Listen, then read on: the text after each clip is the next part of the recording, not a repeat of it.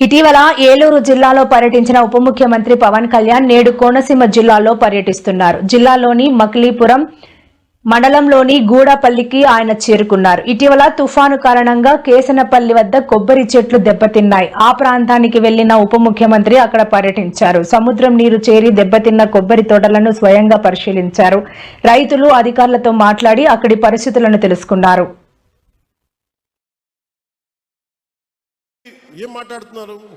మేము భవిష్యత్తులో ఇవి చేస్తాం ఉన్నారు. మీకు 5 సంవత్సరాల ఇంకా మీరు సామాజిక మాధ్యమాల్లో తిడుతూనే ఉన్నారు.